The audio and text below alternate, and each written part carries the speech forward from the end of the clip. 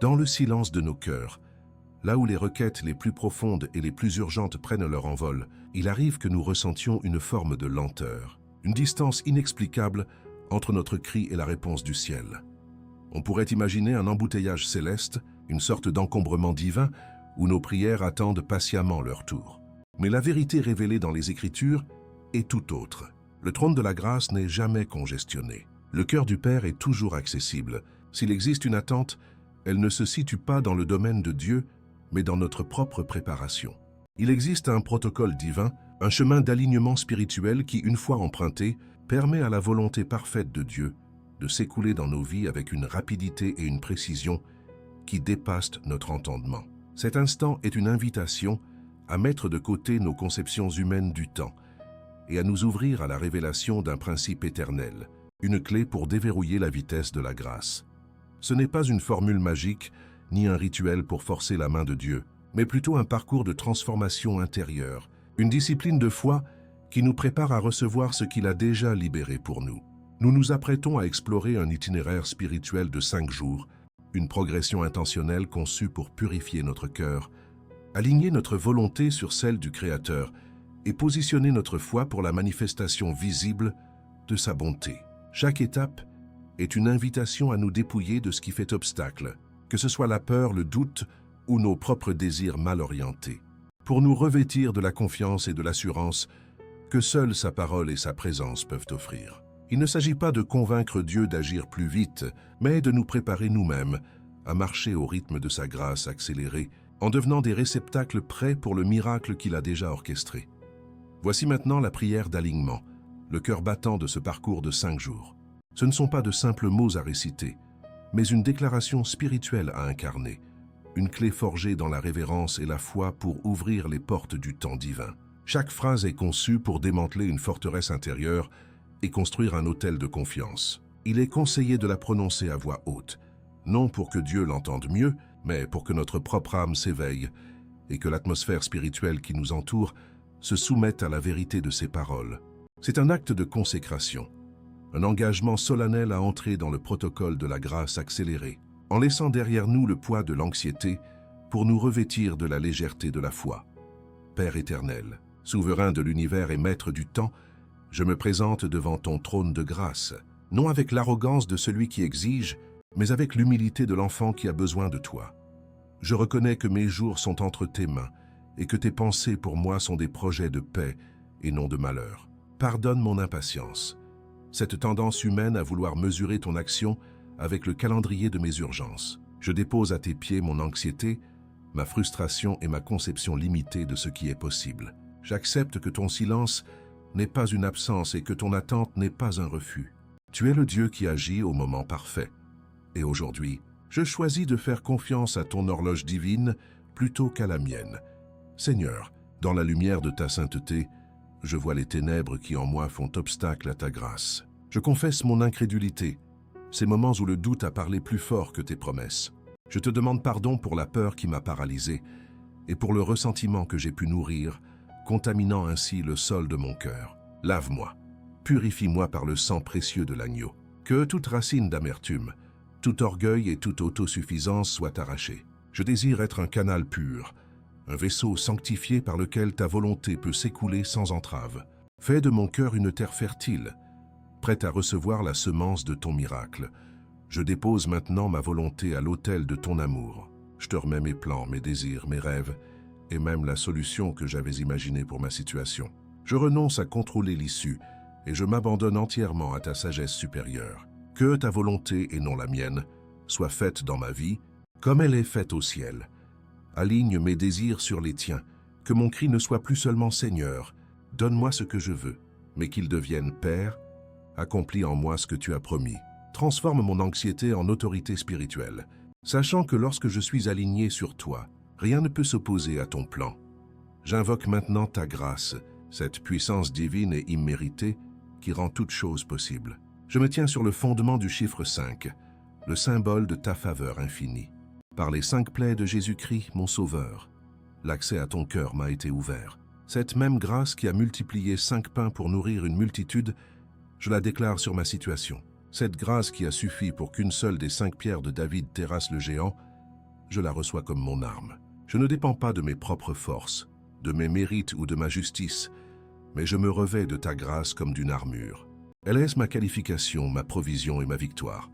Fortifié par cette grâce, je me lève dans la foi et je déclare que ce que tu as promis, tu es puissant pour l'accomplir. Je ne regarde plus à la taille de la montagne devant moi, mais à la grandeur du Dieu qui déplace les montagnes. Je change mon langage de supplication en un langage de déclaration. Sur la base de ta parole infaillible, je déclare la guérison sur mon corps, la restauration sur mes finances, la paix sur ma famille et la percée sur mon appel. Je ne suis plus celui qui mendie une bénédiction, mais l'héritier qui prend possession de ce qui lui a déjà été donné en Christ. Et parce que je crois, je commence à te louer. Avant même de voir le changement de mes yeux, mon esprit se réjouit en toi, mon libérateur. Je choisis d'activer le principe de Josaphat, en envoyant la louange en avant-garde de mon combat. Merci, Père, pour la réponse qui est déjà en chemin. Merci pour la porte que tu ouvres et que nul ne peut fermer. Merci pour la provision qui est déjà libérée des entrepôts célestes. Ma gratitude n'est pas une condition pour recevoir, mais la preuve de ma foi que j'ai déjà reçue. La joie du Seigneur est ma force, et ma louange est le sceau de la manifestation. Je me consacre à nouveau à toi, corps, âme et esprit. Fais de moi un témoignage vivant de ta fidélité et de la rapidité de ta grâce. Que ma vie devienne un signe pour beaucoup, une preuve que lorsque nous nous alignons sur ton protocole divin, tu agis avec une puissance et une vitesse qui confondent l'entendement humain. Je me positionne maintenant dans une attente active et paisible, non plus en regardant à l'horloge, mais en fixant les yeux sur toi, l'auteur et le consommateur de ma foi. J'ai prié, j'ai cru, et maintenant je reçois. Au nom puissant et glorieux de Jésus. Amen. Pour comprendre la puissance spirituelle qui sous-tend ce parcours de 5 jours et la prière d'alignement qui en est le cœur, il est essentiel de remonter à la source des principes divins révélés dans les Écritures. Ce protocole n'est pas une invention moderne, mais l'application concentrée de vérités éternelles sur la manière dont Dieu interagit avec l'humanité. Tout au long de la Bible, de la construction de l'arche par Noé selon des dimensions précises à la marche des Israélites autour de Jéricho, Dieu a souvent établi des modèles, des processus et des protocoles. Ce ne sont pas des rituels vides de sens, mais des invitations à aligner notre foi et nos actions sur un chemin qu'il a lui-même tracé, un chemin qui prépare le terrain pour son intervention, souveraine et qui démontre notre obéissance et notre confiance en sa sagesse supérieure, la prière d'alignement. Elle-même n'est pas un psaume unique tiré des Écritures, mais plutôt une mosaïque de principes de prière fondamentaux. Sa structure s'inspire du modèle du tabernacle de Moïse, qui était l'ombre des réalités célestes. On y entre par les portes avec des actions de grâce. On s'approche de l'autel d'airain pour la confession et la purification, puis on avance vers le lieu saint en alignant sa volonté sur celle de Dieu pour finalement entrer, par la foi en Christ, dans le lieu très saint, la présence même de Dieu. Chaque phrase de la prière est donc une étape dans ce pèlerinage spirituel, de la reconnaissance de la souveraineté de Dieu à la purification du cœur, de l'abandon de notre propre volonté à la déclaration de foi fondée sur sa grâce. Son autorité ne vient pas de la beauté des mots, mais de son adhésion à ce modèle divin d'approche. Le choix du chiffre 5 pour structurer ce parcours est profondément ancré dans le symbolisme biblique, où il représente de manière constante la grâce de Dieu, sa faveur imméritée et sa bonté envers l'humanité. C'est dans les 5 livres du Pentateuque que Dieu révèle sa loi, qui à son tour révèle notre besoin désespéré de sa grâce. C'est également dans le Lévitique que nous trouvons les 5 offrandes principales que les Israélites devaient présenter: l'Holocauste, l'offrande de grains, le sacrifice de paix, le sacrifice pour le péché et le sacrifice de culpabilité. Chacune de ces offrandes était une préfiguration des différentes facettes de l'œuvre rédemptrice de Jésus-Christ, le sacrifice ultime qui nous donne un accès illimité à la grâce du Père. Cette symbolique de la grâce atteint son apogée dans le Nouveau Testament, avec les 5 plaies de Jésus sur la croix. Ses 2 mains percées, ses 2 pieds transpercés et son côté ouvert par la lance sont les 5 sceaux indélébiles de la Nouvelle Alliance. Les 5 sources d'où jaillit la grâce qui pardonne, guérit, restaure et nous réconcilie avec Dieu. S'engager dans un parcours de 5 jours, c'est donc poser chaque jour un pas de foi sur l'un de ses fondements. C'est déclarer que notre accès à Dieu et à ses promesses n'est pas basé sur notre mérite, mais entièrement sur le sacrifice parfait et la grâce surabondante manifestée par les 5 plaies de notre Sauveur. L'histoire de David face à Goliath illustre parfaitement ce principe de la grâce qui surpasse la logique humaine. Le jeune berger choisit 5 pierres lisses du torrent. Il n'en utilisera qu'une seule pour vaincre le géant. Le choix de 5 pierres n'était pas un signe de doute, comme s'il prévoyait de manquer sa cible 4 fois. C'était plutôt une déclaration de foi prophétique. Il se préparait avec la plénitude de la provision divine, symbolisée par le chiffre de la grâce. Il savait que même si une seule pierre, guidée par la main de Dieu, était suffisante, il avançait armé de la conscience de la faveur illimitée de Dieu sur sa vie. Les 5 jours de prière sont nos 5 pierres. Une préparation dans la foi, sachant que la grâce de Dieu est notre arme la plus puissante. De même, le miracle de la multiplication des pains nous enseigne comment la grâce divine opère sur notre insuffisance. Jésus a pris 5 pains d'orge, une quantité dérisoire et insignifiante, face à une foule de 5000 hommes. C'était un symbole de la limitation humaine. Pourtant, en plaçant cette limitation entre les mains du Christ, elle a été transformée en une abondance surnaturelle. Le parcours de 5 jours est un acte similaire. Nous présentons à Dieu nos 5 pains, c'est-à-dire nos ressources limitées, notre situation impossible, notre besoin criant. En les soumettant à son protocole de grâce, nous nous positionnons pour voir sa puissance de multiplication transformer notre manque en un témoignage de sa provision surabondante. La progression par étapes de ce parcours reflète également un schéma divin de préparation et de consécration que l'on retrouve à plusieurs reprises dans la Bible. Avant de traverser le Jourdain pour entrer dans la terre promise, Josué a ordonné au peuple de se sanctifier pendant 3 jours. Avant que le Saint-Esprit ne soit déversé à la Pentecôte, les disciples ont attendu et prié dans la chambre haute. Dieu honore les temps de préparation intentionnelle. Le premier jour de purification nettoie le canal pour que la bénédiction puisse couler. Le 3e jour, jour de la résurrection, est le pivot où notre volonté meurt à elle-même pour s'aligner sur la volonté de Dieu, libérant une autorité spirituelle. Le 5e jour, le jour de la grâce, nous passons de la supplication à la louange anticipée, scellant notre foi et commandant la manifestation. En somme, ce protocole de prière n'est ni une formule magique, ni une tentative de manipuler le calendrier divin. Il s'agit d'une immersion disciplinée et intentionnelle dans les principes bibliques de la grâce. Sa puissance ne réside pas dans la chronologie elle-même, mais dans la transformation intérieure qu'elle catalyse. En nous soumettant à ce processus de purification, d'abandon et d'alignement, nous devenons des réceptacles, capables de contenir la réponse que Dieu, dans sa prescience, a déjà libérée. Nous ne faisons pas venir la réponse plus vite. Nous nous préparons nous-mêmes à la recevoir à la vitesse à laquelle Dieu a toujours voulu nous la donner. Au cœur de ce parcours de 5 jours se trouve une clé spirituelle, un principe divin souvent négligé, mais d'une puissance extraordinaire. Il ne s'agit pas de la simple succession des jours, comme on égrènerait un chapelet, mais de la signification profonde que chaque étape incarne. Le secret pour déverrouiller la vitesse de la grâce divine ne réside pas dans une formule, mais dans la compréhension du langage que Dieu lui-même a tissé dans la trame de sa création et de sa révélation. Ce langage inclut des symboles, des modèles et des nombres, non comme des outils de divination, mais comme des poteaux indicateurs pointant vers des vérités éternelles. La clé cachée de ce protocole est l'adhésion intentionnelle au principe de la grâce, magnifiquement et constamment représenté dans les Écritures par le chiffre 5. Le chiffre 5, dans la grammaire spirituelle de la Bible, est la signature de la grâce de Dieu. Il apparaît à des moments cruciaux pour souligner la faveur imméritée, la bonté et la provision surnaturelle du Créateur pour une humanité qui ne le mérite pas.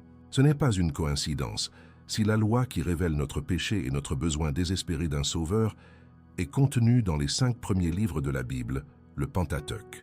La loi expose la blessure, mais Dieu, dans sa prescience, a immédiatement placé à côté le symbole de son remède, la grâce. S'engager dans un parcours de 5 jours, c'est donc déclarer prophétiquement que l'on ne s'approche pas de Dieu sur la base de ses propres mérites ou de sa capacité à suivre la loi, mais que l'on se place entièrement sous le flot de sa grâce souveraine. Cette vérité trouve son expression la plus détaillée dans les 5 offrandes lévitiques décrites dans l'Ancien Testament. L'Holocauste, l'offrande de grains, le sacrifice de paix, le sacrifice pour le péché et le sacrifice de culpabilité étaient les moyens par lesquels Israël pouvait s'approcher d'un Dieu saint.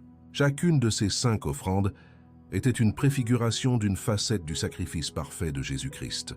Il est notre holocauste, entièrement consumé pour la gloire du Père. Il est notre offrande de grain, le pain de vie sans péché. Il est notre sacrifice de paix, notre réconciliation.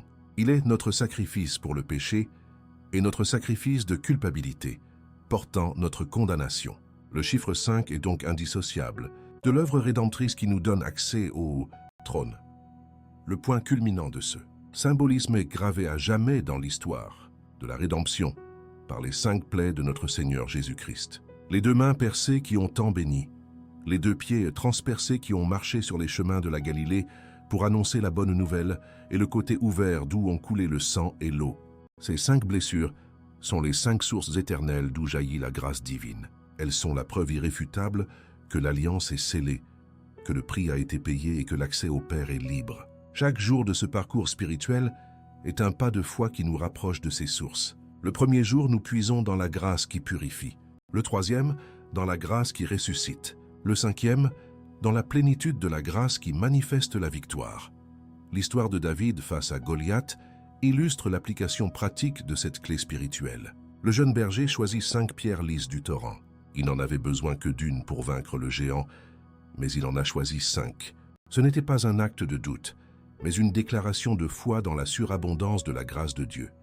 Il s'avançait non pas avec une seule solution, mais armé de la conscience que la faveur de Dieu était sa provision complète et totale. Les 5 jours de ce protocole sont nos 5 pierres. Nous nous préparons dans la plénitude de la grâce, sachant que même si le miracle se produit au premier jour, nous nous sommes positionnés pour recevoir tout ce que Dieu a pour nous, armés non pas de notre propre force, mais de sa faveur illimitée. Le miracle de la multiplication des 5 pains et des 2 poissons révèle un autre aspect de cette clé. Face à une foule immense et à un besoin criant, les disciples n'avaient que 5 pains d'orge, un symbole de l'insuffisance humaine. Cependant, lorsque cette limitation fut placée entre les mains de Jésus, elle devint le point de départ d'un miracle d'abondance. Ces 5 jours sont un acte de consécration où nous apportons nos 5 pains, notre situation impossible, notre foi vacillante, nos ressources limitées, et nous les déposons à l'autel. C'est un acte qui dit « Seigneur, voici mon insuffisance. Je la place sous le principe de ta grâce, et j'attends ta multiplication surnaturelle. » La promesse divine attachée à ce principe est l'une des plus puissantes de toute l'Écriture. Dieu déclare à l'apôtre Paul au milieu de son épreuve « Ma grâce te suffit, car ma puissance s'accomplit dans la faiblesse. » La grâce n'est pas simplement un pardon pour le passé, c'est une puissance dynamique pour le présent et l'avenir. C'est l'habilitation divine qui nous permet d'accomplir ce qui est humainement impossible. En nous alignant sur le protocole de la grâce pendant 5 jours, nous activons cette promesse. Nous cessons de nous appuyer sur notre propre compréhension ou nos propres forces, et nous nous branchons sur la source inépuisable de la puissance de Dieu qui se glorifie de transformer nos faiblesses en victoires éclatantes. Ainsi, la clé cachée n'est pas une technique, mais une révélation qui transforme notre approche de la prière. Elle nous fait passer de la supplication anxieuse à une confiance audacieuse fondée sur la grâce. Le parcours de 5 jours n'est pas un compte à rebours pour forcer la main de Dieu, mais un pèlerinage intentionnel dans les profondeurs de sa faveur imméritée. C'est un processus par lequel nous nous dépouillons de notre autosuffisance pour nous revêtir de la justice du Christ. En comprenant et en appliquant ce principe, nous ne faisons pas seulement une prière. Nous ouvrons en nous-mêmes une porte dimensionnelle par laquelle la réalité du ciel, gouvernée par la grâce, peut envahir notre réalité terrestre à une vitesse qui défie toute logique naturelle. Aborder ce parcours de 5 jours requiert plus qu'une simple lecture. Il demande un engagement intentionnel, une mise en pratique délibérée qui transforme la connaissance en expérience. La mise en œuvre de ce protocole divin n'est pas un rituel complexe, mais un acte de foi structuré, une discipline du cœur qui prépare le terrain pour l'intervention divine. Il s'agit de créer un espace sacré dans le temps et l'esprit, un rendez-vous quotidien avec le Créateur où notre alignement devient la priorité absolue. Chaque étape, chaque geste, chaque mot est conçu pour démanteler les forteresses de l'attente passive et construire un autel de foi active, ouvrant ainsi la voie à la manifestation de la grâce accélérée de Dieu. Le choix du moment pour cette rencontre quotidienne est d'une importance capitale. Bien que Dieu soit accessible à toute heure, la tradition biblique nous montre la puissance des premières heures du jour. Se lever avant l'aube, comme le faisaient David, Abraham et Jésus lui-même, c'est offrir à Dieu les prémices de notre journée, la première part de notre temps et de notre attention. C'est dans le calme du matin, avant que le tumulte du monde ne vienne assaillir nos pensées, que notre esprit est le plus réceptif et notre cœur le plus malléable. Consacrer ce temps privilégié, que ce soit 15 minutes ou 1 heure, établit une priorité spirituelle qui ancre toute la journée dans une atmosphère de foi et d'attente divine. Déclarant que notre première allégeance est au royaume des cieux. La posture physique, bien que secondaire par rapport à l'attitude du cœur, est un outil puissant pour exprimer et renforcer notre soumission intérieure. S'agenouiller n'est pas une obligation pour être entendu, mais un acte d'humilité qui déclare notre dépendance totale envers Dieu. Se tenir debout, les mains levées, n'est pas une performance, mais une expression de reddition et de réception, un geste qui dit « Je me rends à ta volonté et je suis prêt à recevoir ce que tu as pour moi ». Il est encouragé de trouver la posture qui exprime le plus sincèrement la dévotion de son âme, permettant au corps de s'aligner sur la prière de l'esprit, créant ainsi une consécration totale de tout notre être, à l'œuvre que Dieu est sur le point d'accomplir. Chacun des 5 jours doit impérativement commencer par la prière d'alignement qui a été révélée. Cette prière n'est pas une simple introduction. Elle est la clé qui ouvre la porte de la journée. Il est essentiel de la prononcer à voix haute. Les mots parlés ont une puissance créatrice. Ils réduisent au silence le doute intérieur et proclament la vérité de Dieu dans l'atmosphère spirituelle qui nous entoure. En la récitant chaque matin, on ne fait pas que répéter des mots. On renouvelle son alliance, on réaffirme sa position de foi, et on commande à son âme de s'aligner sur les principes éternels de la grâce, préparant ainsi le cœur à l'œuvre spécifique du jour.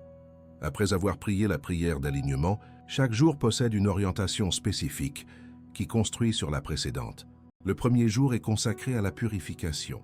C'est un temps de confession sincère, où l'on demande au Saint-Esprit de sonder notre cœur et de mettre en lumière toute incrédulité, toute peur, toute amertume ou tout péché non confessé qui pourrait faire obstacle. C'est un moment pour pardonner délibérément à ceux qui nous ont offensés, nettoyant ainsi le canal par lequel la bénédiction doit s'écouler.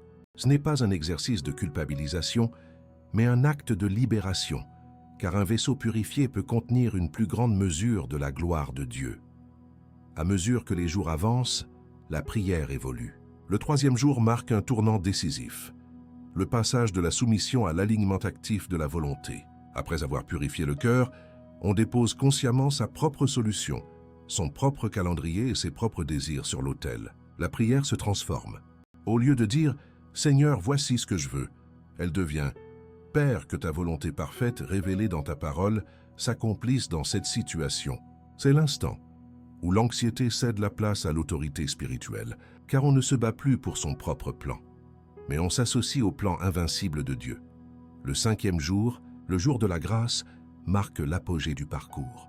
La prière cesse d'être une requête pour devenir une proclamation de foi et une célébration anticipée. Ayant purifié son cœur et aligné sa volonté, on se tient maintenant sur le terrain de la promesse accomplie. Les mots à déclarer sont des affirmations de la victoire déjà acquise en Christ. On ne demande plus la guérison, on déclare « Par les meurtrissures de Jésus, je suis guéri ». On ne demande plus la provision, on déclare « Mon Dieu pourvoira à tous mes besoins selon sa richesse avec gloire ». C'est un changement de langage qui scelle la foi et commande à la réalité visible de s'aligner sur la vérité invisible du ciel. Pour que ces déclarations ne soient pas de vaines paroles, elles doivent être fermement enracinées dans les Écritures. Il est crucial, durant ce parcours, de chercher et de méditer sur les promesses de Dieu qui s'appliquent spécifiquement à la situation. Il faut écrire ces versets, les apprendre par cœur et les proclamer comme des décrets royaux. La foi vient de ce que l'on entend de la parole de Christ. En déclarant la parole de Dieu, on ne fait pas que parler à Dieu. On libère sa propre puissance créatrice dans notre circonstance, rappelant à nous-mêmes et aux puissances spirituelles que la parole de Dieu est la réalité finale. Chaque session de prière, sans exception, doit se conclure par un acte de gratitude. La gratitude est le langage de la foi. Terminer par la louange et l'action de grâce, c'est déclarer que l'on croit avoir déjà reçu ce que l'on a demandé conformément à la promesse de Marc 11:24. On ne remercie pas Dieu pour la réponse une fois qu'elle est visible, mais on le remercie parce que sa parole est vraie et que la réponse a déjà été libérée dans le domaine spirituel. Cette gratitude anticipée est l'un des plus grands accélérateurs de miracles, car elle démontre une confiance absolue dans la fidélité et la bonté du Père. Enfin, la clé de la réussite de ce parcours de 5 jours réside dans la persévérance et la constance. Il y aura peut-être des jours où les sentiments ne suivront pas, où le doute tentera de s'infiltrer. C'est dans ces moments que la discipline de la foi prend le dessus sur l'inconstance de l'émotion. Il faut s'engager à aller jusqu'au bout du processus en refusant de se laisser décourager par les apparences extérieures. Ce n'est pas un test pour voir si Dieu est fidèle, mais une opportunité pour nous de prouver que nous croyons qu'il l'est. En suivant ce protocole avec un cœur sincère, on ne force pas la main de Dieu, on se positionne simplement sous le flot déjà ouvert de sa grâce accélérée. Le parcours de 5 jours n'est pas une simple succession de dates sur un calendrier, mais une ascension spirituelle où chaque étape construit sur la précédente, créant une dynamique de foi exponentielle. Il s'agit d'un processus de transformation intérieure, où l'on passe de l'incertitude à la certitude, de l'anxiété à l'autorité et de la supplication à la proclamation. La progression n'est pas seulement chronologique, elle est dimensionnelle, nous élevant jour après jour d'une perspective terrestre limitée à une vision céleste de la victoire déjà acquise. Chaque aube marque une nouvelle phase dans la préparation de notre cœur à recevoir le miracle que Dieu a déjà orchestré dans l'éternité. Le premier jour est celui de la purification, le grand déblaiement spirituel. En s'engageant dans une confession honnête et un repentir sincère, le croyant arrache les mauvaises herbes de l'incrédulité, du ressentiment et de la peur qui étouffent la semence de la promesse. L'effet immédiat et le plus palpable de cette première journée est un sentiment de légèreté, un soulagement profond comme si un fardeau invisible mais écrasant avait été retiré des épaules. L'atmosphère spirituelle autour de la personne commence à changer, passant d'une tension pesante à une clarté naissante, car le canal par lequel la grâce doit s'écouler est désormais débarrassé de ses principaux obstacles. Ce changement extérieur est le reflet d'une transformation intérieure qui s'opère dès les premières heures. Le bruit incessant de l'inquiétude et du doute, ce monologue intérieur qui sape la foi, commence à diminuer d'intensité. Un silence nouveau s'installe dans l'âme, non pas le silence de l'absence, mais celui de la préparation. C'est le calme qui précède l'intervention divine, un espace créé pour que la voix douce et subtile de l'esprit puisse enfin se faire entendre. Cette quiétude initiale est le fondement indispensable sur lequel la foi des jours suivants sera construite, car on ne peut bâtir une forteresse de confiance sur un terrain d'agitation.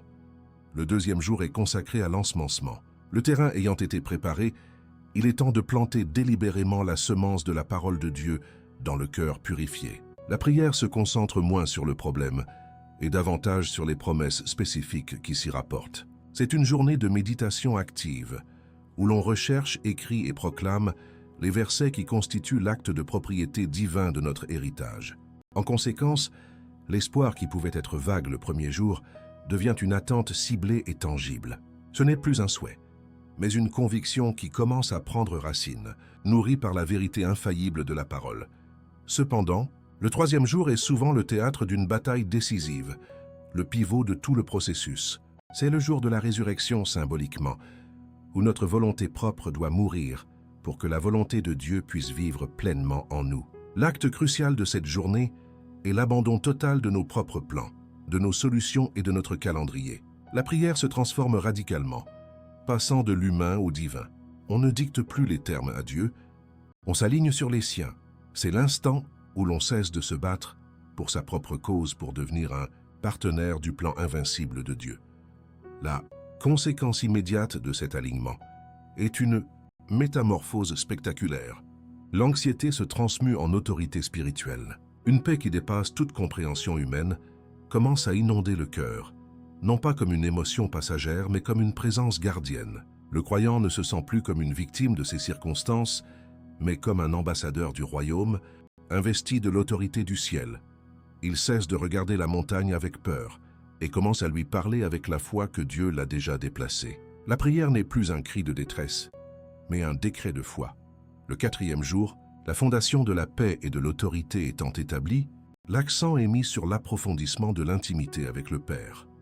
La prière devient moins transactionnelle et plus relationnelle. L'urgence de la situation s'estompe, pour laisser place au désir de connaître le cœur de celui qui tient la solution. C'est un temps de contemplation, d'adoration et d'écoute, en se concentrant sur la nature de Dieu, sa bonté, sa fidélité, sa puissance. Une confiance inébranlable se développe, une assurance qui n'est plus basée sur les signes extérieurs, mais sur le caractère immuable du Créateur. Cette intimité renouvelée produit un changement de perception radical. Le croyant commence à voir sa situation non plus à travers le prisme de ses limitations, mais à travers les yeux de la foi, du point de vue de Dieu. Les faits n'ont pas changé, mais leur interprétation est transformée. La maladie n'est plus une sentence, mais une occasion pour la gloire de Dieu de se manifester. Le manque financier n'est plus un mur, mais une toile sur laquelle Dieu peut peindre un chef-d'œuvre de provision. La perspective céleste envahit la réalité terrestre, rendant insignifiant ce qui paraissait insurmontable. Le 5e jour marque l'apogée et l'accomplissement du parcours. C'est le jour de la grâce manifestée. La posture spirituelle change une dernière fois, de l'attente confiante à la réception active et à la proclamation joyeuse. La prière n'est plus une requête, mais une déclaration de victoire. Le langage de la foi atteint sa pleine maturité. On ne demande plus la guérison. On remercie Dieu pour la guérison déjà accomplie par les meurtrissures de Christ. On ne demande plus la percée. On loue Dieu pour la porte qu'il a déjà ouverte. C'est l'acte de prendre possession par la foi de ce qui a été libéré dans l'esprit. L'activité principale de cette journée finale est la louange anticipée, l'activation du principe de Josaphat. La gratitude et la célébration ne sont plus des réponses à un miracle vu, mais la cause qui le fait descendre dans le visible.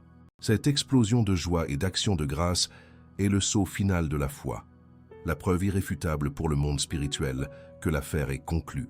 La joie du Seigneur devient une force surnaturelle qui propulse le croyant au-delà de la ligne d'arrivée, lui permettant de tenir ferme jusqu'à la manifestation physique complète. Ce cycle de 5 jours est conçu pour ne pas seulement apporter une réponse, mais pour forger un caractère. Le croyant qui en sort n'est plus le même que celui qui y est entré. Il a appris à purifier son cœur, à s'ancrer dans la parole, à aligner sa volonté, à cultiver l'intimité divine et à opérer dans une foi qui commande les résultats. Il a acquis une discipline spirituelle, un protocole de la grâce qu'il peut désormais appliquer à tous les défis de sa vie, transformant l'attente passive en une collaboration active et accélérée avec le ciel. Ainsi, la progression à travers ces 5 jours est le voyage de la transformation d'un croyant en un héritier. Il commence comme un enfant demandant du pain à son père et termine comme un fils ou une fille mature, marchant dans l'autorité du nom de famille, connaissant son héritage et sachant comment y accéder. Chaque étape est une couche de l'ancienne nature qui est enlevée et une couche de la nature divine qui est ajoutée, jusqu'à ce que le 5e jour, la personne se tienne non seulement en position de recevoir un miracle, mais en étant elle-même devenue un témoignage vivant de la puissance de la grâce de Dieu. La parole de Dieu n'est pas un recueil d'histoires anciennes destinées à être admirées, mais un manuel vivant de principes divins qui transcendent le temps et la culture. Les vérités qui sous-tendent ce protocole de grâce accélérée ne sont pas des théories abstraites. Elles sont gravées dans le témoignage des Écritures et se répètent aujourd'hui dans la vie de ceux qui osent les mettre en pratique. Ces récits, anciens et modernes, ne sont pas de simples anecdotes, mais des preuves irréfutables qu'un cœur aligné sur le ciel devient une piste de décollage pour les miracles. Ils sont la démonstration que Dieu opère toujours selon des modèles de foi, et que lorsque nous nous y conformons, la vitesse de son intervention peut défier toute attente humaine. L'histoire d'Anne, relatée dans le premier livre de Samuel, est l'un des exemples les plus poignants de ce protocole divin en action. Pendant des années, sa stérilité était une source de douleur profonde et de provocation incessante. Ses prières semblaient se perdre dans un silence assourdissant. Pourtant, un jour, au temple de Silo, son approche a changé. Sa prière n'était plus une simple supplication remplie d'amertume, mais un acte de consécration totale. Elle a déversé son âme, purifiant son cœur de toute affliction par ses larmes. Elle a aligné sa volonté sur celle de Dieu, en faisant le vœu de lui consacrer l'enfant qu'elle désirait tant, renonçant ainsi à son droit de propriété sur la bénédiction demandée.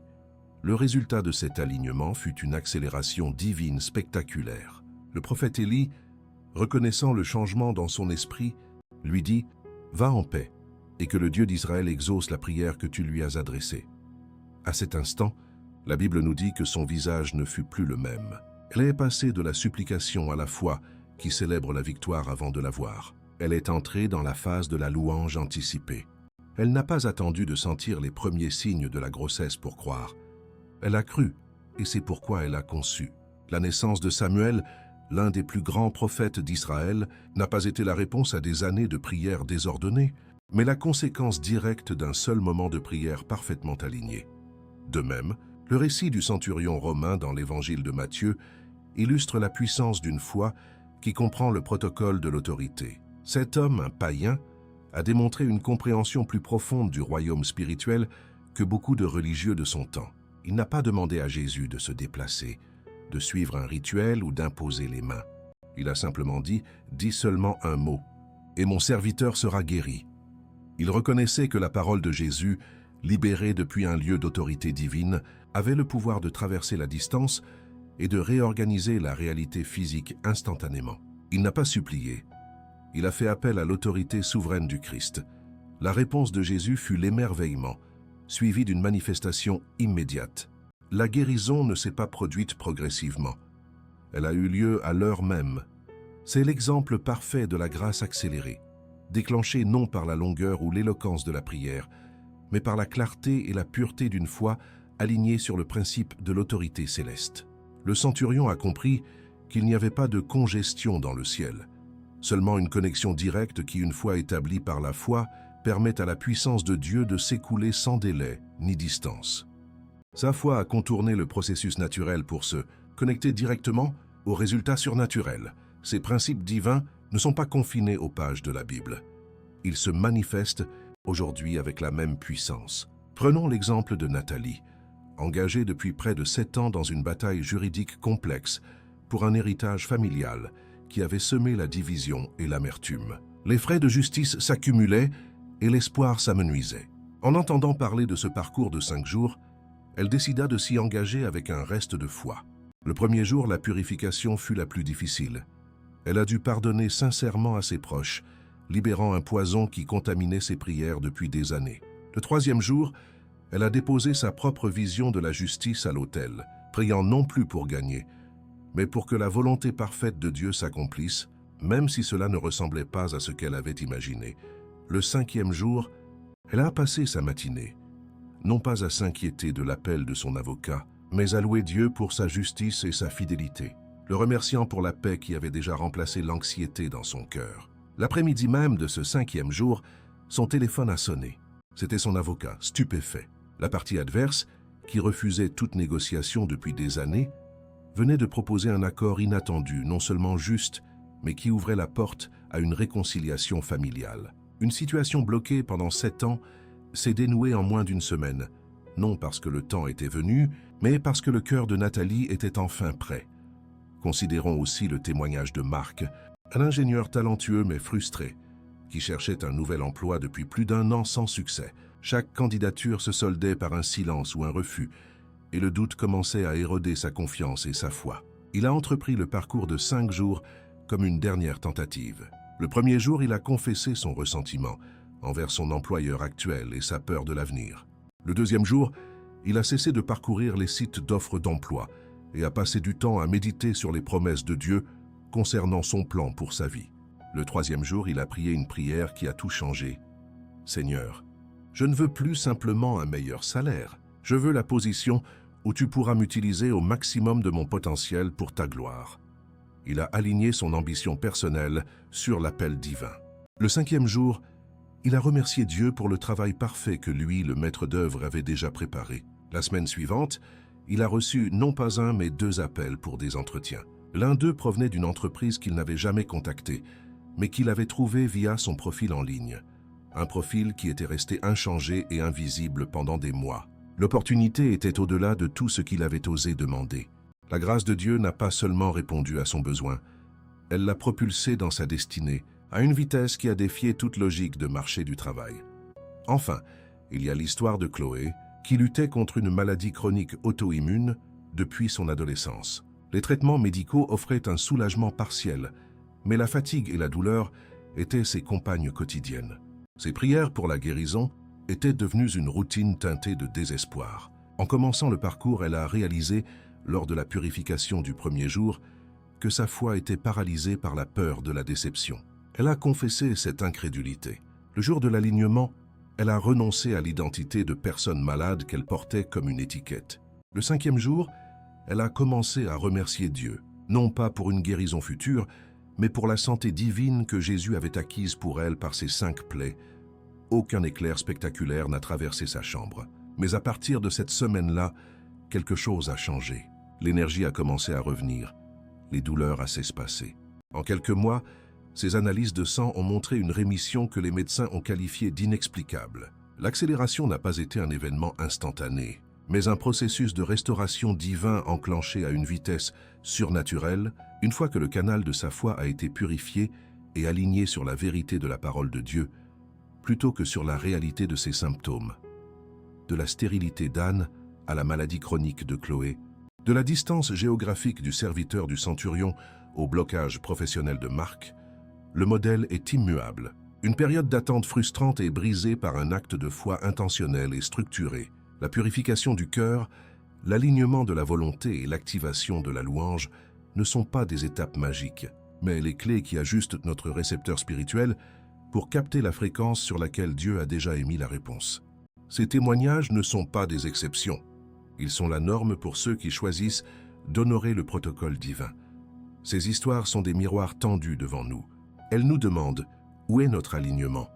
Y a-t-il une amertume non confessée, une volonté propre qui refuse de céder, une foi qui attend de voir pour croire? Chaque témoignage est une invitation à croire que ce que Dieu a fait pour d'autres, il est non seulement capable, mais désireux de le faire pour nous. Notre situation n'est pas unique aux yeux de l'Éternel. La seule question est de savoir si nous sommes prêts à nous engager dans le processus qui a fait ses preuves à travers les âges. Le chemin qui mène de l'attente à la manifestation, le protocole sacré de la grâce accélérée. Lorsque le cycle des 5 jours atteint son terme, un point de basculement est franchi dans le domaine de l'esprit. L'aube du 5e jour n'est pas simplement la fin d'un processus, mais la naissance d'une nouvelle ère dans la vie du croyant. L'alignement obtenu n'est plus un effort temporaire, mais une posture spirituelle durable, un pont permanent et fortifié entre le cœur de l'homme et le trône de la grâce. La prière finale de louange n'est pas une conclusion. C'est le son de la trompette qui annonce que les armées célestes ont reçu l'ordre de marche. L'atmosphère spirituelle, autrefois lourde et opaque, devient cristalline, chargée de la présence palpable de Dieu. Et le ciel n'est plus une destination lointaine, mais une réalité qui envahit le quotidien. La première manifestation tangible de cette nouvelle réalité est la libération d'une protection divine inébranlable. Un dôme de paix, le shalom de Dieu dans sa plénitude, s'établit comme une forteresse invisible autour de l'individu, de sa famille et de ses biens. Les attaques spirituelles, les complots humains et les circonstances adverses qui autrefois causaient anxiété et tourment perdent soudainement leur pouvoir. Ils se heurtent à cette barrière de gloire et sont réduits à néant. C'est l'accomplissement de la promesse du psaume 91. 1000 peuvent tomber à son côté et 10 000 à sa droite, il n'est pas atteint. La paix de Dieu, qui surpasse toute intelligence, ne se contente pas de calmer le cœur. Elle devient une garnison active qui monte la garde. Une fois la protection établie, le canal de la provision, désormais purifié et élargi, s'ouvre à un flot d'abondance surnaturelle qui dépasse de loin la requête initiale. Ce n'est pas seulement une réponse financière, mais un principe de multiplication qui touche tous les domaines de l'existence. La créativité est débloquée, la faveur ouvre des portes que la compétence seule ne pouvait ouvrir, la santé est restaurée de manière inattendue, et les relations brisées sont guéries par une vague de grâce et de pardon. C'est le principe de la multiplication des 5 pains qui devient une norme de vie. Le peu que l'on possède, une fois consacré, est multiplié par Dieu pour devenir plus que suffisant. Pour celui qui a souffert de l'injustice, l'achèvement du protocole active la Cour suprême du ciel en sa faveur. Dieu se lève en tant que juge juste et avocat infaillible. Les situations légales ou personnelles qui stagnaient depuis des années se dénouent avec une rapidité déconcertante. La vérité, longtemps cachée, est exposée à la lumière. Les réputations calomniées sont publiquement restaurées, et ce qui a été volé est restitué, non pas à l'identique, mais avec le dédommagement divin, souvent au centuple. Le verdict du ciel est rendu, et il annule les décrets injustes de la terre, établissant une justice divine qui devient un témoignage permanent. Le miracle le plus profond et le plus durable, cependant, n'est pas le changement des circonstances extérieures, mais la transformation radicale de l'identité intérieure. La personne qui a traversé ce processus n'est plus définie par son besoin ou son combat. Elle ne se voit plus comme une victime en attente d'un sauvetage, mais comme un héritier royal, marchant dans une victoire déjà acquise. Cette nouvelle identité est scellée dans son esprit. Elle porte désormais une autorité spirituelle qui se ressent dans ses paroles, ses décisions et sa simple présence. Une assurance tranquille qui force le respect dans le monde naturel et fait reculer les ténèbres. Cette transformation n'est jamais un événement isolé. Elle déclenche un effet d'entraînement divin. La bénédiction reçue est si abondante qu'elle ne peut être contenue et commence à déborder, touchant la famille, les collègues et la communauté. La paix qui règne dans le cœur du croyant transforme l'atmosphère de son foyer. Sa foi renouvelée devient un catalyseur qui allume l'espérance chez les autres. Son témoignage n'est pas seulement une histoire qu'il raconte, mais une puissance qu'il transmet, créant une onde de choc de miracles et de restauration qui s'étend bien au-delà de sa propre vie. Le terme des 5 jours n'est pas une ligne d'arrivée, mais une nouvelle plateforme de lancement. Le croyant n'a pas seulement reçu une réponse, il a acquis un mode de vie. Les disciplines de la purification, de l'abandon de la volonté, de l'ancrage dans la parole et de la déclaration de foi sont désormais intégrées à sa marche quotidienne. La prière n'est plus un appel d'urgence, mais une communion constante qui maintient le ciel ouvert au-dessus de sa tête. Le miracle obtenu devient le sol fertile sur lequel des miracles encore plus grands vont maintenant pousser. Un des fruits les plus précieux de ce parcours est la mise au silence définitive de la voix intérieure du doute. Ayant fait l'expérience directe et personnelle de la fidélité et de la puissance de Dieu, le croyant possède une ancre pour son âme, une histoire vécue avec le Tout-Puissant qui ne peut être niée ni contestée par la logique humaine ou les mensonges de l'ennemi. Les défis futurs ne sont plus accueillis avec appréhension, mais avec la certitude confiante, forgée dans le feu de cette expérience. La foi n'est plus une doctrine à croire, mais une réalité vécue. En conséquence, la vie du croyant devient un signe et un prodige pour sa génération. Son histoire devient une preuve tangible que Dieu n'est pas une figure historique lointaine, mais un Père aimant, activement et puissamment impliqué dans la vie de ses enfants. Les gens regardent sa transformation, la restauration de sa situation, la paix qui émane de lui, et sont contraints de reconnaître que seule la main de Dieu a pu accomplir une telle œuvre. Sa vie devient un sermon plus puissant que tous les mots, une lettre de recommandation pour la bonté de Dieu, lue et connue de tous les hommes.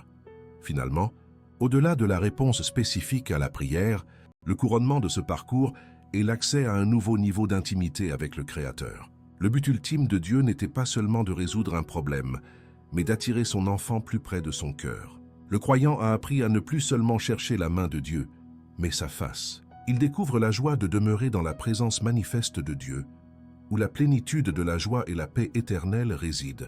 La bénédiction matérielle, si grande soit-elle, pâlit en comparaison de ce trésor inestimable. Une relation plus profonde, plus riche et plus réelle avec celui qui est la source de toute bonne chose. C'est là la victoire suprême, l'héritage éternel d'un cœur qui a choisi de s'aligner sur le protocole de la grâce.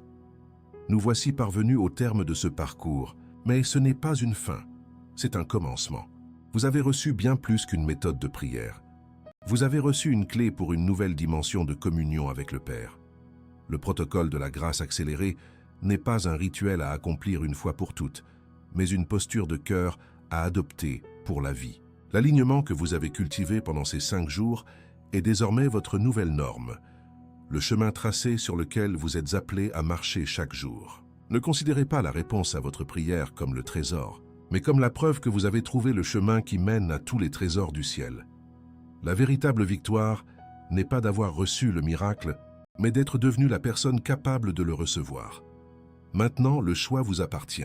Le monde, avec son bruit et ses urgences, tentera de vous ramener à l'ancienne manière de vivre, à l'anxiété de l'attente, à la prière teintée de doute. Mais une vérité a été implantée dans votre esprit et ne peut être déracinée. Vous savez désormais qu'il existe un chemin plus excellent, une voie royale d'alignement qui mène à la manifestation. C'est pourquoi, en cet instant, il vous est demandé de prendre une décision solennelle, un engagement du cœur. Décidez de ne plus jamais retourner à une foi passive. Engagez-vous à faire de la purification de votre cœur, de l'alignement de votre volonté, et de la louange anticipée les piliers de votre marche avec Dieu. Ce n'est pas une contrainte, mais la plus grande des libertés. Souvenez-vous toujours que la puissance ne réside pas dans la chronologie des 5 jours, mais dans la transformation qu'il catalyse en vous. Dieu ne répond pas à une formule, il répond à un cœur qui le cherche avec sincérité, un cœur purifié, soumis et rempli de foi. Ce parcours vous a appris à préparer ce cœur, à en faire une piste d'atterrissage pour la gloire de Dieu. Continuez de cultiver ce jardin intérieur. Continuez d'arracher les mauvaises herbes du doute dès qu'elles apparaissent.